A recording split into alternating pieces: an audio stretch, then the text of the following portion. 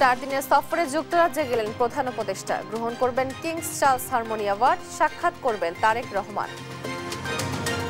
বাংলাদেশি হাজিদের ফিরতি ফ্লাইট শুরু হচ্ছে আজ, চলবে 10 জুলাই পর্যন্ত। বাংলাদেশ ও সৌদি বিমানে ফিরবেন 87,157 হাজি। ঈদের ছুটি শেষে কর্মস্থলে ফিরছে মানুষ। সড়ক পথে চাপ কম থাকলেও রেল ও নৌপথে ভিড়। স্বস্তির যাত্রা বলছেন যাত্রীরা। ঈদের চতুর্থ দিনেও বিনোদন কেন্দ্রগুলোতে দর্শনার্থীর ভিড়। পর্যটকে মুখর কক্সবাজার সমুদ্র সৈকত, আনন্দে মাতোয়ারা শিশুরা। ভুয়া রিপোর্টে কোটি কোটি টাকা হাতিয়েছেন মাদক নিয়ন্ত্রণ অধিদপ্তরের কর্মকর্তা দুলাল কৃষ্ণ সাহা, মাসোহারা আদায় সহ নানা অভিযোগ। লস অ্যাঞ্জেলেসে বিক্ষোভ দমাতে 700 মেরিন সেনা মোতায়েন। দফায় দফায় সংঘর্ষ, ট্রাম্পের বিরুদ্ধে ক্যালিফোর্নিয়া কর্তৃপক্ষের মামলা। এবং এশিয়ান কাপ ব্যাচের হাই ভোল্টেজ ম্যাচে সন্ধ্যায় মুখোমুখি বাংলাদেশ সিঙ্গাপুর। জয় দিয়ে ভক্তদের আনন্দে ভাসাতে চান জামাল ভুইয়ারা। দেখছিলেন শিরোনাম সংবাদ দুপুরে, আপনাদের সঙ্গে আছি আমি তোয়া আফরোজ। এবার বিস্তারিত। 4 দিনের সরকারি সফরে যুক্তরাজ্যে গেছেন অন্তর্বর্তী সরকারের প্রধান উপদেষ্টা অধ্যাপক ডক্টর মোহাম্মদ ইউনূস। সফরকালে 13 জুন তার সঙ্গে লন্ডনে সৌজন্য সাক্ষাৎ করবেন বিএনপির ভারপ্রাপ্ত চেয়ারম্যান তারেক রহমান। এ সময় নির্বাচনের রোডম্যাপ ও সংস্কার সহ আলোচনা হতে পারে বিভিন্ন বিষয়ে। আরো জানাচ্ছেন এনআই নাহিদ। 4 দিনের সরকারি সফরে সোমবার যুক্তরাজ্যের উদ্দেশ্যে দেশ ছেড়েছেন অন্তর্বর্তী সরকারের প্রধান উপদেষ্টা ডক্টর মোহাম্মদ ইউনূস। সোমবার সন্ধ্যা 7:30টায় তাকে বহনকারী বিমান ঢাকা ত্যাগ করে। এই সফরে বাকিংহাম প্যালেসে ব্রিটিশ রাজা তৃতীয় চার্লসের সঙ্গে দেখা করবেন প্রধান উপদেষ্টা। এ সময় তিনি রাজা চার্লসের হাত থেকে গ্রহণ করবেন কিংস চার্লস হারমোনি অ্যাওয়ার্ড। এছাড়া ব্রিটিশ প্রধানমন্ত্রী কিয়ার স্টারমারের সঙ্গে দ্বিপক্ষীয় বৈঠক হওয়ার কথা রয়েছে প্রধান উপদেষ্টার। এদিকে বিএনপির স্থায়ী কমিটির সভায় সিদ্ধান্ত নেওয়া হয়েছে প্রধান উপদেষ্টার সঙ্গে লন্ডনে সৌজন্য সাক্ষাৎ করবেন বিএনপির ভারপ্রাপ্ত চেয়ারম্যান তারেক রহমান। আগামী 14 জুন দেশে ফেরার কথা রয়েছে প্রধান উপদেষ্টার। এনআই নাহিদ, দেশ টিভি, ঢাকা। পবিত্র হজের সব আনুষ্ঠানিকতা শেষ হয়েছে। এখন হাজিরা সৌদি আরব থেকে দেশে ফেরার প্রস্তুতি নিচ্ছেন। আজ মঙ্গলবার থেকে শুরু হয়েছে বাংলাদেশি হাজিদের ফিরতি ফ্লাইট, চলবে 10 জুলাই পর্যন্ত। মিনায় শয়তানকে কঙ্কর নিক্ষেপ এবং কাবা ঘরে ফরজ তাওয়াফ শেষে মিনায় ফিরছেন হাজিরা। ফেরার পথে অনেকে পথ হারিয়ে আশ্রয় নেন মক্কার হজ মিশনে। বাংলাদেশ থেকে এবছর 87,157 জন হজ পালন করছেন। এর মধ্যে 19 জন হজ যাত্রী মৃত্যুবরণ।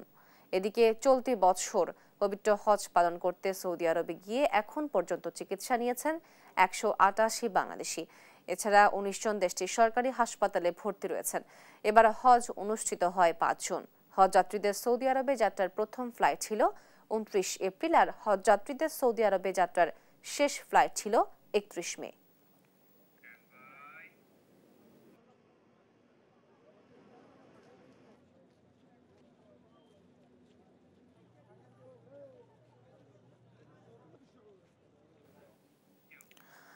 হজ যাত্রীদের ফিরতি ফ্লাইটের আরো খবর জানাতে এই মুহূর্তে হযরত শাহজালাল আন্তর্জাতিক বিমানবন্দর থেকে যুক্ত হচ্ছেন সহকর্মী আলিমুজ্জামান সাফওয়ান।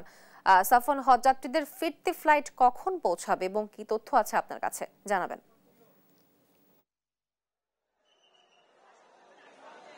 তো আজ সকাল 11টার দিকে হয়তো শাহজালাল আন্তর্জাতিক বিমানবন্দরে হাজিদের বহনকারী সৌদি এয়ারলাইন্সের একটি ফ্লাইট হয়তো শাহজালাল আন্তর্জাতিক বিমানবন্দরে অবতরণ করে এবং আমরা যেটি দেখতে পেয়েছি ঠিক ঘড়িতে 11:40 অর্থাৎ 40 মিনিটে বিমানবন্দরের ভেতরে যাবতীয় যে কার্যক্রম রয়েছে সেগুলো সম্পূর্ণ করার পরেই হাজিরা কিন্তু একে একে এই মুহূর্তে কিন্তু বেরিয়ে আসছেন এবং যতটুকু আমরা জেনেছি যে একটি ফ্লাইটই এসে পৌঁছেছে এবং সেটি সৌদি এয়ারলাইন্সের ছিল।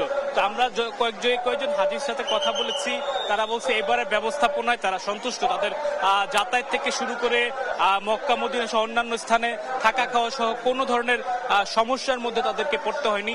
তো এই মুহূর্তে যদি একজন হাজির সাথে কথা বলতে চাই, এবার তো হজ সম্পূর্ণ করে আসলেন, এবছর কোনো ভোগান্তি হয়েছে কিনা? না, কোনো ভোগান্তি হয়নি, ভালোভাবে আমরা করছি। কি চাইলেন আল্লাহর কাছে? তিনি কিছুটা ব্যস্ত। আমরা উনি যেটি বলছেন যে না কোনো ধরনের ভোগান্তি হয়নি এবং একই রকম কথা কিন্তু আমরা অন্যদের কাছ থেকেও কিন্তু শুনতে পেরেছি। যদি একটু কথা বলতে চাই, এবছর তো হজ করে আসলেন, কোনো ভোগান্তি হচ্ছে কিনা? ভূমিকম্প হয় না, ছিল কোনো ভোগান্তি তো হয়নি এবং যাতায়াতের ব্যবস্থা সবকিছুই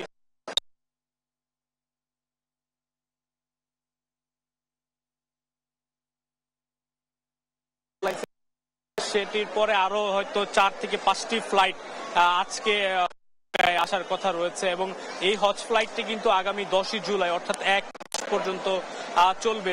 হচ্ছে সবচেয়ে বাংলাদেশের সর্বোচ্চ সংখ্যক হজ যাত্রী ছিল এবং সেই সংখ্যাটি ছিল 87,157 জন এবং তারা সবাই কিন্তু আসলে একে একে 10ই জুলাই পর্যন্ত ঢাকায় ফিরে আসবেন। এবং এছাড়া আরেকটি খবর জানিয়ে দিতে চাই যে এই বছর কিন্তু 19 জন হজ যাত্রীর মৃত্যু হয়েছে এবং এখনো সৌদি আরবে 19 জন হজ যাত্রী চিকিৎসাধীন অবস্থায় আছে। তো একজন সাথে যদি কথা বলতে চাই, তো এবছরে হজ যাত্রা কেমন ছিল? আলহামদুলিল্লাহ অনেক অনেক ভালো। বাংলাদেশ যে অর্গানাইজ করছে excellent, Saudi excellent, both are excellent. আমরা comfort feel, we are always feel মানে কমফোর্টেবল। এই পর্যন্ত যতজনের সাথেই কথা বলছি সবাই কিন্তু বলছে খুবই ভালো ব্যবস্থাপনা ছিল এবছর এবং তারা বাংলাদেশ সরকারকেও ধন্যবাদ দিচ্ছে, পাশাপাশি সৌদি সরকারকেও কিন্তু তারা ধন্যবাদ দিচ্ছে। তো আমরা অপেক্ষায় রয়েছি, আরো কয়েকটি হজ ফ্লাইট আসবে এবং আমরা পরবর্তী আপডেট অবশ্যই আপনাদেরকে জানিয়ে দিব। তোয়া সাফওয়ান, আপনাকে ধন্যবাদ। দর্শক, হজযাত্রীদের ফিরতি ফ্লাইটের খবর জানাচ্ছিলেন আমাদের সহকর্মী আলিমুজ্জামান সাফওয়ান। পরিবারের সঙ্গে ঈদ উদযাপন শেষে কর্মস্থলে ফিরতে বরিশালের লঞ্চ ঘাটে আসছেন মানুষ। আরো জানাতে যুক্ত হচ্ছেন সহকর্মী শাকিল মাহমুদ। শাকিল, ভিড় কেমন দেখছেন, আমাদেরকে বিস্তারিত জানাবেন। দেখুন, ঈদ শেষে কিন্তু কর্মস্থলে ফেরার জন্য মানুষ কিন্তু আগে ভাগেই অনেকটা কিন্তু তাদের যে যাত্রা, ঈদ যাত্রা কিন্তু তারা শুরু করে দিয়েছে, ঈদ পরবর্তী যাত্রা। এবং আমরা লঞ্চ ঘাটে এসে যেটা দেখেছি যে আগে ঢাকা বরিশাল রুটে 2টি লঞ্চ চলাচল করলেও ঈদকে কেন্দ্র করে কিন্তু 4 থেকে 6টি লঞ্চ কিন্তু ঢাকা বরিশাল রুটে বর্তমানে চলাচল করছে। পাশাপাশি অভ্যন্তরীণ রুটগুলোতেও কিন্তু লঞ্চগুলো বিরতিহীন ভাবে চলাচল করছে। তবে মুশকিল যেটা হয়েছে যে যাত্রীরা অভিযোগ করছে যে ঢাকা বরিশাল রুটের যে লঞ্চগুলো আছে সেখানে যেমন ভাড়া বেড়েছে, তার পাশাপাশি অভ্যন্তরীণ রুটগুলোতেও কিন্তু প্রকারভেদে 50 থেকে 100 টাকা পর্যন্ত ভাড়া বেড়েছে বলে যাত্রীরা অভিযোগ করেছে। আমরা লঞ্চগুলোতে ঘুরে দেখেছি যে ঢাকা বরিশাল রুটের লঞ্চগুলোতে আগে ডেকের যে ভাড়া 300 টাকা থাকলেও এখন কিন্তু বর্তমানে সেটি 400 টাকা করা হয়েছে। এর পাশাপাশি সিঙ্গেল কেবিনের ভাড়া আগে 1000 টাকা থাকলেও বর্তমানে সেটি ভাড়া বেড়ে হয়েছে 1200 টাকা। এর পাশাপাশি ডাবল কেবিনের ভাড়া আগে 2000 টাকা থাকলেও সেটি বেড়ে 400 টাকা বেড়ে এখন কিন্তু 2400 টাকায় বিক্রি হচ্ছে বলে কিন্তু যাত্রীরা অভিযোগ করেছে। এর পাশাপাশি অভ্যন্তরীণ রুটের লঞ্চগুলোতেও কিন্তু দূরত্ব বেঁধে 50 থেকে 100 টাকা কিন্তু ভাড়া বেশি বেড়েছে বলে কিন্তু যাত্রীদের অভিযোগ। তবে অভিযোগ মানতে নারাজ লঞ্চ কর্তৃপক্ষ। আমরা কথা বলেছিলাম বরিশালের নদী বন্দর কর্মকর্তার সাথে, উনি যেটা আমাদেরকে জানিয়েছেন যে সরকার নির্ধারিত যে ভাড়া সেই ভাড়া নেয়ার বাইরে যাওয়ার কোনো সুযোগ নেই। তবে যদি অতিরিক্ত ভাড়া যদি কেউ আদায় করে থাকে, যদি প্রমাণ পাওয়া যায় তাহলে তার বিরুদ্ধে ব্যবস্থা নেওয়া হবে বলেও কিন্তু তিনি জানিয়েছেন। এছাড়া ঢাকা বরিশাল রুটের যে লঞ্চগুলো আছে সেখানে সরকার নির্ধারিত ভাড়া অনুযায়ী ডেকের ভাড়া 400 টাকা, এর পাশাপাশি কেবিন ভাড়াগুলো কিন্তু সরকার নির্ধারিত ভাড়ায় নেওয়া হচ্ছে বলে কিন্তু দাবি করেছেন নদী বন্দর কর্তৃপক্ষ। এর পাশাপাশি আইন শৃঙ্খলা বাহিনীও কিন্তু বর্তমানে কঠোর অবস্থানে আছেন বলে কিন্তু জানিয়েছেন এই নদী বন্দর কর্মকর্তা। তো বরিশাল থেকে এতটুকুই ছিল আমার কাছে থাকা সবশেষ। আপনাকে ধন্যবাদ শাকিল। দর্শক, বরিশালের লঞ্চ ঘাট থেকে আমাদেরকে বিস্তারিত জানাচ্ছিলেন আমাদের সহকর্মী শাকিল মাহমুদ। ঈদ উদযাপন শেষে কর্মস্থলে ফিরতে শুরু করেছে মানুষ। গাজীপুর ও কুমিল্লার সড়ক পরিস্থিতি নিয়ে জানাতে যুক্ত হচ্ছেন আমাদের সহকর্মী নজরুল ইসলাম ও সুমন কবির। প্রথমে যাচ্ছি গাজীপুরে। নজরুল, মহাসড়কে যাত্রীদের নিরাপত্তা নিশ্চিত করতে কি পদক্ষেপ নিয়েছে হাইওয়ে পুলিশ, বিস্তারিত আমাদেরকে জানাবেন।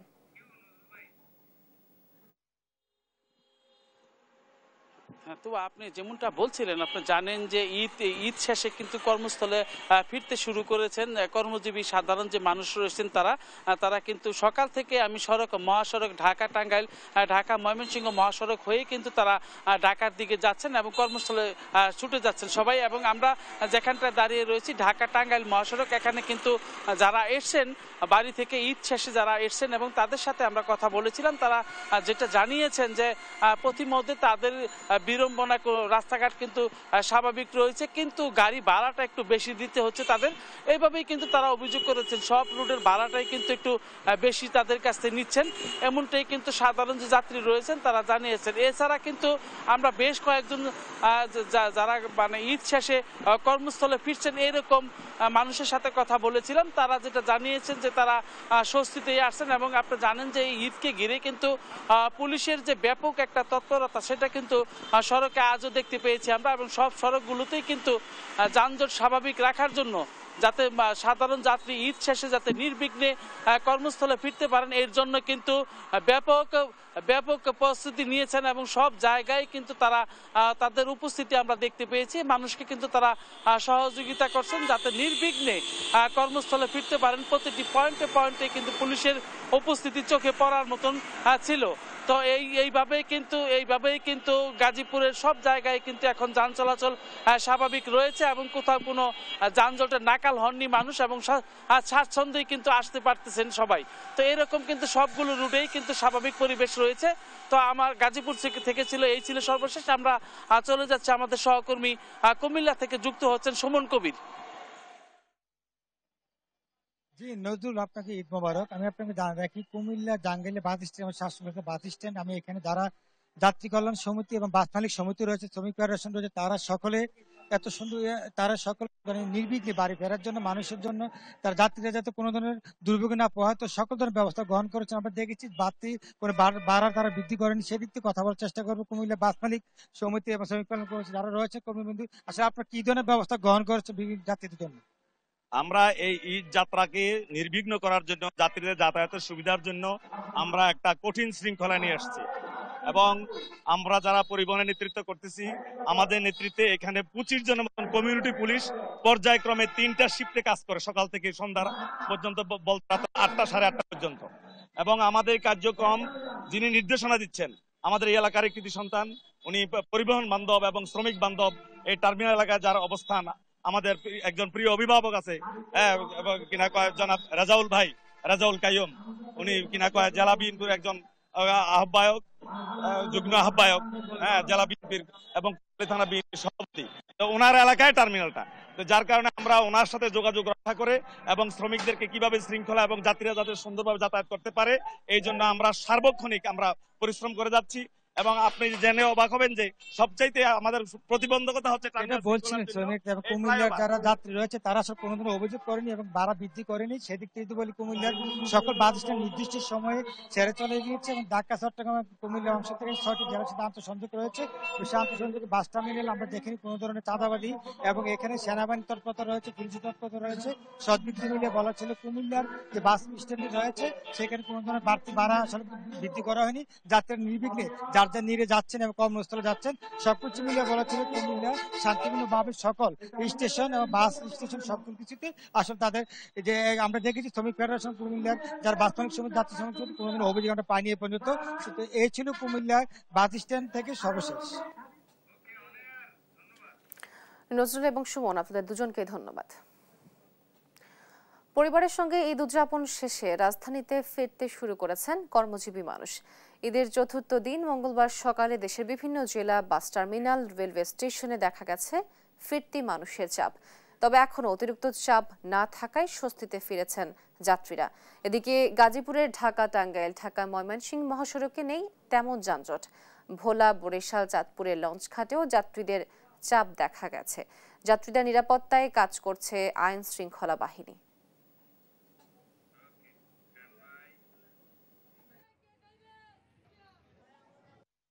বাস দিয়ে আইছি, আমার দেশের বাস, খুব আরামে আইছি, রাস্তাঘাটে কোনো যানজট নাই। রাস্তা দিয়ে আসলাম, কোনো যানজট নাই, কোনো কিছু নাই, খুব ফ্রি সুন্দরভাবে আসছি। ঈদের ছুটিতে বাড়িতে আসছি, এখন যাইতেছি প্রচন্ড জাম, আমাদের খুব কষ্ট হচ্ছে। তো দেখা যায় যে আমরা এখানে এসে দাঁড়ায় আছি, যাত্রীরা কোনো লঞ্চ পাচ্ছি না। কক্সবাজার যাবো, কিন্তু বলা লক্ষ্মীপুর যে লঞ্চ আছে তারা শিডিউল নাই। ঈদের ছুটিতে পর্যটকদের পদচারণায় সরগরম হয়ে উঠেছে দেশের বিভিন্ন প্রান্তের পর্যটন স্পট ও বিনোদন কেন্দ্রগুলো।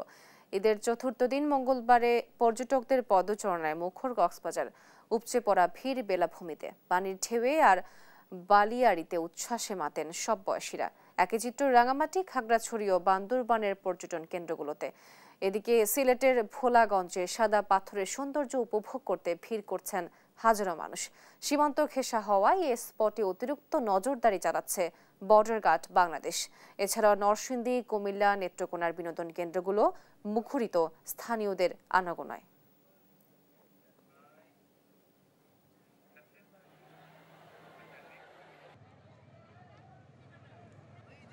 প্রথম আসা কক্সবাজারে, অনেক মজা লাগতেছে। আমার তো খুব ভালো লাগতেছে, ঈদের ছুটি পাইছি, এর জন্য ছুটি কাটানোর জন্য এখানে আসছি। তো আসি সমুদ্রে, আমরা ওর সমুদ্রের মতো বিশালতার মতো মনটাও যেন ওরকম সুন্দর হয় থাকে, সেজন্য আসলে ভালো লাগতেছে। এবার একটু ছুটি বেশি পাওয়াতে আমরা গ্রামের বাড়িতে বাবা মার সঙ্গে ঈদ করেছি, সেটা শেষ করে আবার কক্সবাজারেও এসেছি।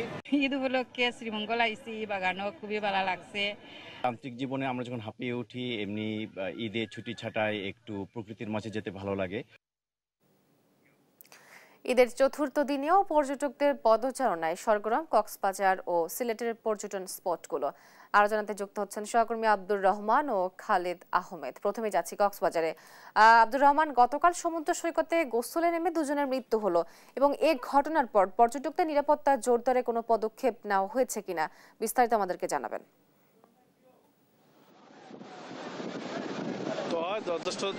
যথার্থ বলেছেন যে কক্সবাজারে আসলে গত 4 দিন ধরে পর্যটকের সংখ্যা যা ছিল, আজকে তার 4 গুণ পর্যটক কক্সবাজারে এসেছে এবং আগামী শুক্রবার পর্যন্ত এই পর্যটকের ঢল থাকবে বলে ব্যবসায়ীরা এবং বিভিন্ন সূত্র থেকে আমরা জানতে পেরেছি। বিশেষ করে কক্সবাজারের হোটেল মালিক সমিতি আমাদেরকে জানিয়েছে যে তাদের প্রায় প্রতিটা হোটেল বুকিং রয়েছে, আগামী শুক্রবার পর্যন্ত তাদের এই বুকিং অব্যাহত থাকবে বলে আমাদেরকে জানিয়েছে।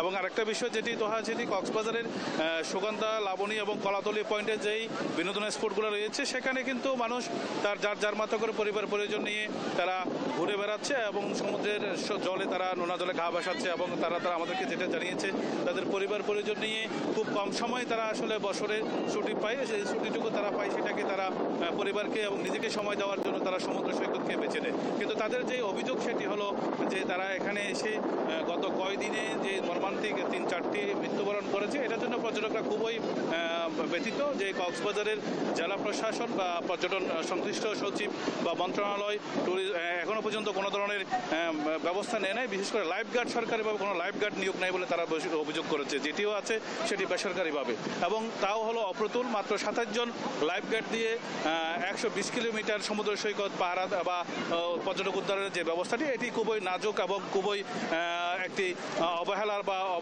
বিষয় বলে তারা আমাদেরকে জানিয়েছে। আরেকটা বিষয় সেটা হলো যে কক্সবাজার টুরিস্ট পুলিশ, জেলা প্রশাসন তৎপর রয়েছে যাতে কোনো অসাধু চক্র বা বিভিন্ন ধরনের যে পর্যটকরা আসে তারা যেন হয়রানি না হয় এবং তাদের যেন জানমালের নিরাপত্তা। কিন্তু যে বিষয়টির বারবার পর্যটকরা অভিযোগ করেছেন যে লাইফগার্ডের যে বিষয়টি এবং এরিয়াতে যদি ভলান্টিয়ার এবং স্বেচ্ছাসেবী সংগঠনগুলো যদিও মাইকিং করে, কিন্তু সেটা পর্যটকরা শুনতে কর্ণপাত করে না। অনেক সময় সেটি তারা না শুনে সমুদ্রের গোসল করতে নামে এবং অনেক সময় প্রাণহানি ঘটে বলে তারা আমাদেরকে জানিয়েছে। বিশেষ করে জেলা প্রশাসকের পক্ষ থেকে গতকালকে পর্যটন সচিব সহ বিভিন্ন মন্ত্রণালয়ে যে বিষয়টি জানিয়েছে তারা, সেটি হলো যে তারা পর্যটককে বারবার সতর্ক করে বীজকর্মী সহ দিয়ে, কিন্তু সেটি কর্ণপাত করার মতো মন মানসিকতা পর্যটক নেই নেই বলে আমরা মনে করি। আমরা যাব, আমাদের সহকর্মী আছেন, আমাদেরকে সর্বশেষ জানাবেন।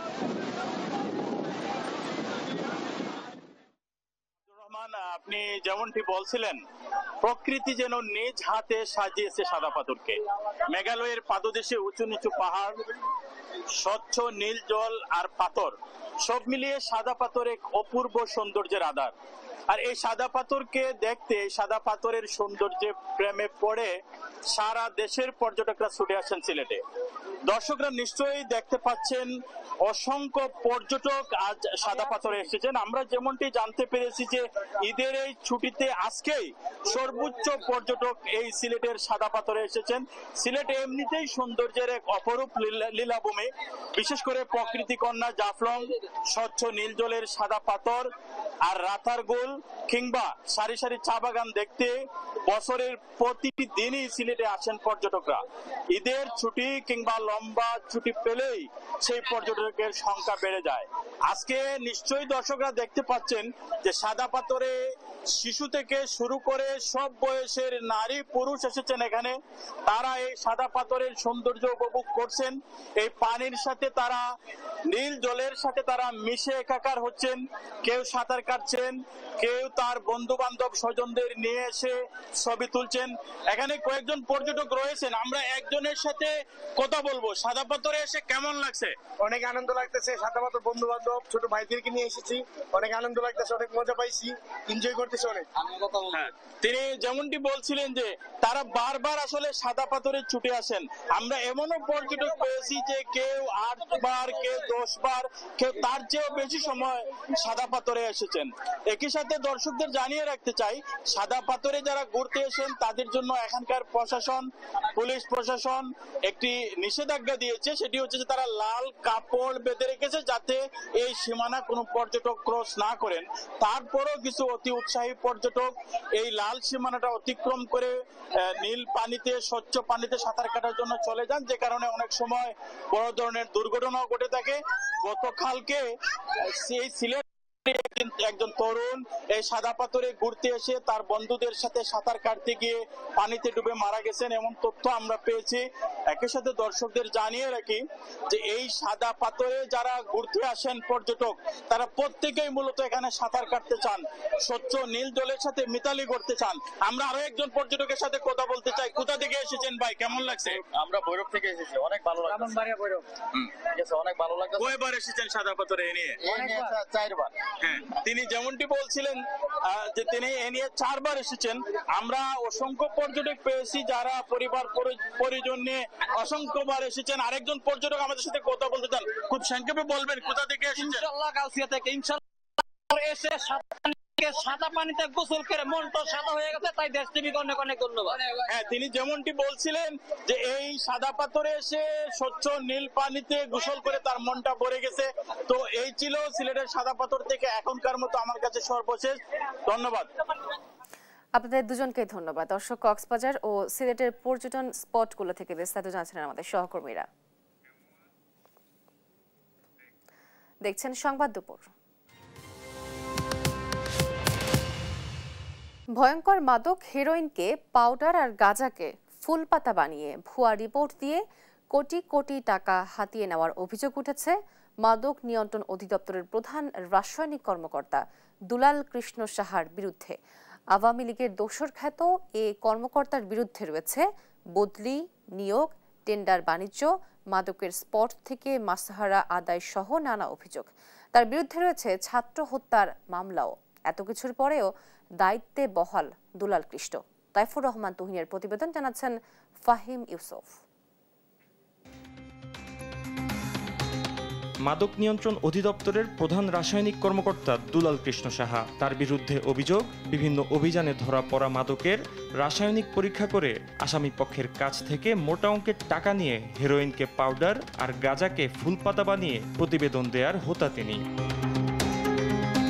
রাজশাহীর গোদাগাড়িতে পুলিশের অভিযানে জব্দ হওয়া 5 কেজি হেরোইন ও চট্টগ্রামের সীতাকুণ্ডে যৌথ অভিযানে 2 কোটি টাকার হেরোইনকে মোটা অঙ্কের টাকার বিনিময়ে অসম্পূর্ণ প্রতিবেদন দেন ডক্টর দুলাল কৃষ্ণ সাহা। এভাবে দেশের বিভিন্ন জায়গায় মাদকের বড় চালান নিয়ে ভুল ও অসম্পূর্ণ প্রতিবেদন দিয়ে কোটি কোটি টাকা হাতিয়ে নেওয়ার অভিযোগ আছে তার বিরুদ্ধে। এছাড়া বঙ্গবন্ধু পরিষদের সভাপতির পরিচয়ে মাদকদ্রব্য অধিদপ্তরে বদলি, নিয়োগ, টেন্ডার, মাদকের স্পট থেকে মাসোয়ারা আদায়ের পুরো সিন্ডিকেট নিয়ন্ত্রণ করতেন দুলাল কৃষ্ণ সাহা। তার বিরুদ্ধে রয়েছে যাত্রাবাড়ি থানায় ছাত্র হত্যার মামলাও।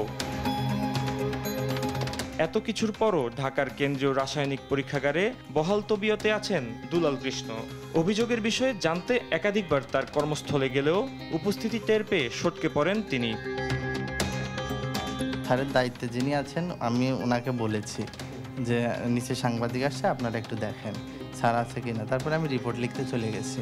দুলাল কৃষ্ণের বিরুদ্ধে একাধিক অভিযোগ থাকার বিষয়টি স্বীকার করে মাদকদ্রব্য অধিদপ্তরের মুখপাত্র জানান, বিভাগীয় তদন্ত শেষে নেওয়া হবে ব্যবস্থা। এই ব্যাপারে মহাপরিচালক মহোদয়ের নির্দেশে যেহেতু তদন্ত চলমান পর্যায়ে আছে, সুনির্দিষ্টভাবে অভিযোগ প্রমাণিত হয়, তাহলে এই ব্যাপারে আমরা ব্যবস্থা গ্রহণ করব। ফাহিম ইউসুফ, দেশ টিভি, ঢাকা। দেখছেন সংবাদ দুপুর। লস অ্যাঞ্জেলেসের বিক্ষোভ পরিস্থিতি নিয়ন্ত্রণে 700 মেরিন সেনা মোতায়েন করেছেন মার্কিন প্রেসিডেন্ট ডোনাল্ড ট্রাম্প। একই সঙ্গে আরও 2000 ন্যাশনাল গার্ড মোতায়েনের কথা নিশ্চিত করেছে মার্কিন প্রতিরক্ষা দপ্তর পেন্টাগন। এর তীব্র নিন্দা জানিয়েছেন ক্যালিফোর্নিয়ার গভর্নর সহ লস অ্যাঞ্জেলেসের মেয়র। সেই সঙ্গে ট্রাম্পের বিরুদ্ধে মামলা ঠুকে দিয়েছে ক্যালিফোর্নিয়া। আরবি আফসারের রিপোর্ট। যুক্তরাষ্ট্রে অভিবাসী বিরোধী অভিযানের জেরে বিক্ষোভকারীদের সঙ্গে সোমবার তুমুল সংঘর্ষ হয় আইনশৃঙ্খলা বাহিনীর। পরিস্থিতি সামাল দিতে ছোড়া হয় রাবার বুলেট, টিয়ার গ্যাস এবং ফ্ল্যাশব্যাং। প্রাণ বাঁচাতে দিকবিদিক ছোটাছুটি করতে দেখা যায় বিক্ষোভকারীদের। রাস্তায় নামানো হয় ভারী সাজোয়াজান। এতে ছড়িয়ে পড়ে আতঙ্ক। টানা 4 দিন ধরে নির্বিচারে অভিবাসীদের গ্রেপ্তারের কারণে উত্তাল ক্যালিফোর্নিয়া অঙ্গরাজ্যের লস অ্যাঞ্জেলেস। 2000 ন্যাশনাল গার্ড রাস্তায় নামার পর সোমবার শহরে মোতায়েন করা হয়েছে 700 মেরিন সেনা। বিক্ষোভ ঠেকানোর পাশাপাশি অন্যান্য বাহিনীকে সহায়তা করতে কাজ করবে তারা। এতে পরিস্থিতি আরও উত্তপ্ত হবার আশঙ্কা করছেন অনেকেই। মার্কিন প্রতিরক্ষা দপ্তর পেন্টাগন বলছে 2000 ন্যাশনাল গার্ড রাস্তায় সরব থাকলেও আরও 2000 গার্ড মোতায়েনের সিদ্ধান্ত নিয়েছেন ট্রাম্প। এর তীব্র নিন্দা জানিয়েছে ক্যালিফোর্নিয়ার গভর্নর সহ লস অ্যাঞ্জেলেসের মেয়র। এসব ঘটনায় ট্রাম্পের বিরুদ্ধে মামলা ঠুকে দিয়েছে ক্যালিফোর্নিয়া কর্তৃপক্ষ, যেখানে ন্যাশনাল গার্ড মোতায়েনকে অসাংবিধানিক ঘোষণার আবেদন জানানো হয়। এদিকে লস অ্যাঞ্জেলেসের রাস্তায় হাতে স্লোগান ও মুখে প্রতিবাদী কণ্ঠ নিয়ে উপস্থিত শত শত মানুষ। ট্রাম্পের নিষ্ঠুর আচরণে অভিবাসীদের পাশাপাশি যোগ দিয়েছে মার্কিনিরাও। আমেরিকার মাটিতে আইনশৃঙ্খলা বাহিনীর সামনে উড়াচ্ছে মেক্সিকোর পতাকা। ফ্রি দেম অল ধ্বনিতে জানান দিচ্ছে শত শত গ্রেপ্তারকৃত অভিবাসীদের মুক্তির দাবি। আমরা ট্রাম্পের সবচেয়ে বড় দুঃস্বপ্ন। আমরা এখানে আছি, আমরা এখানেই থাকব।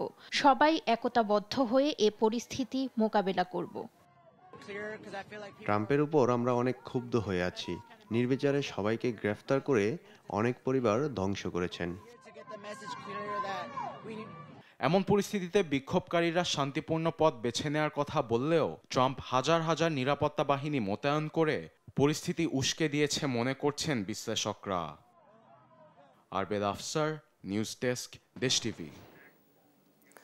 গাজা উপত্যকায় ইসরায়েলের প্রতিরক্ষা বাহিনী আইডিএফ এর বিমান হামলায় গেল 24 ঘন্টায় প্রাণ হারান অন্তত 60 ফিলিস্তিনি, আহত 3 শতাধিক। সোমবার গাজার স্বাস্থ্য মন্ত্রণালয় বলছে, গাজার দক্ষিণাঞ্চলের রাফাতে ফিলিস্তিনিরা ত্রাণ নেওয়ার সময় সেখানে নির্বিচারে গুলি চালায় ইসরায়েলি বাহিনী। এতে 2 জন গুলিবিদ্ধ হয়ে মারা যাবার ঘটনার পাশাপাশি আহত হন 92 জন। আবার দেইল আল বালার আশেপাশের এলাকায় বিমান হামলায় প্রাণ হারান অনেকেই। এছাড়া গাজার উত্তরাঞ্চলে বেইত লাহিয়া, জাভালিয়া ও বেইত হান্নে অভিযানের পাশাপাশি একাধিক বিমান হামলা চালায় ইসরায়েলি বাহিনী।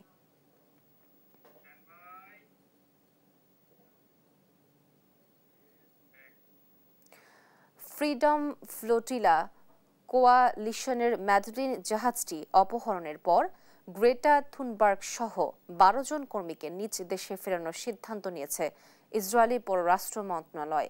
গাজায় ত্রাণ সরবরাহ অবরোধ ও জাহাজটি আটকের ঘটনাকে লজ্জাজনক বলে আখ্যা দিয়েছে ফরাসি প্রেসিডেন্ট। এদিকে ম্যাডেলিন জাহাজটি দ্রুত মুক্তির জন্য প্যারিসের রাজপথে নেমেছে হাজার হাজার মানুষ। আরবি আফসারের রিপোর্ট। গাজায় ত্রাণ সরবরাহকারী ফ্রিডম ফ্লোটিলা কোয়ালিশনের ম্যাডেলিন জাহাজটির উপর নজর পুরো বিশ্বের। গেল সোমবার জাহাজটি আন্তর্জাতিক সমুদ্র সীমা দিয়ে মিশরের কাছে এলে তা অপহরণ করে দখলদার বাহিনী। পরিবেশবাদী গ্রেটা থুনবার্গ সহ 12 জন কর্মী বেঁচে ফিরবেন কিনা তা নিয়ে দেখা দিয়েছিল অনিশ্চয়তা। অবশেষে ইসরায়েলের আশদোদ বন্দর থেকে তাদের নিজ দেশে ফিরিয়ে দেওয়ার সিদ্ধান্ত নিয়েছে প্রশাসন। সোমবার সামাজিক যোগাযোগ মাধ্যম এক্সে ইসরায়েলের পররাষ্ট্র মন্ত্রণালয় বলেছে, আশদোদ বন্দরে পৌঁছানোর পর তাদের মেডিকেল পরীক্ষা করানো হয়েছে। তাদের বেঁচে থাকার প্রমাণ হিসেবে ছবিও দিয়েছে নেতানিয়াহু প্রশাসন। আটক 12 জন অধিকার কর্মীকে নিজ দেশে ফেরত পাঠানোর উদ্দেশ্যে বেন গুরিয়ন বিমানবন্দরে আনা হয়েছে। প্রক্রিয়া অনুযায়ী নিজ দেশে ফিরবেন তারা। এদিকে গাজায় ত্রাণ সরবরাহ অবরোধ ও জাহাজটি আটকের ঘটনাকে লজ্জাজনক বলে আখ্যা দিয়েছেন ফরাসি প্রেসিডেন্ট ইমানুয়েল ম্যাক্রো। একই সঙ্গে জাহাজে আরোহী 6 ফরাসি নাগরিকের সঙ্গে যোগাযোগ রাখা হচ্ছে বলে জানান তিনি। আমাদের নাগরিকদের সুরক্ষার জন্য ইসরায়েলের পররাষ্ট্র দপ্তরের সঙ্গে সার্বক্ষণিক যোগাযোগ রাখছে। ইসরায়েল গাজার ত্রাণ সরবরাহের যে পরিস্থিতি তৈরি করে রেখেছে তা আসলেই খুব লজ্জাজনক। গাজায় যুদ্ধবিরতি দ্রুত কার্যকরের জন্য জড়িত সব পক্ষকেই আহ্বান জানাচ্ছি। এদিকে ম্যাডলিন জাহাজটি আটকের প্রতিবাদে প্যারিসের রাজপথে নেমেছে হাজার হাজার মানুষ। হাতে প্ল্যাকার্ড ও ফিলিস্তিনের পতাকা নিয়ে দিচ্ছে ইসরায়েলের বিরুদ্ধে নানা প্রতিবাদী স্লোগান। গাজায় সব ধরনের অবরোধ, যুদ্ধবিরতি ও 12 জন কর্মীকে মুক্তির দাবি জানিয়েছে তারা। আন্তর্জাতিক আইনের সঠিকভাবে প্রয়োগ হচ্ছে না দেখে ইসরায়েল যা ইচ্ছে তা করে পার পেয়ে যাচ্ছে। 20 লাখ মানুষ উপত্যকায় না খেয়ে দিন যাপন করছে, আর কেউ এ নিয়ে কিছুই করতে পারছে না। এমন পরিস্থিতিতে গাজায় ত্রাণ সরবরাহের নামে হত্যার পাশাপাশি উপত্যকায় হামলা চালানো অব্যাহত রেখেছে ইসরায়েলি বাহিনী। আরবিদ আফসার, নিউজ ডেস্ক, দেশ টিভি। দেখছেন সংবাদ দুপুর।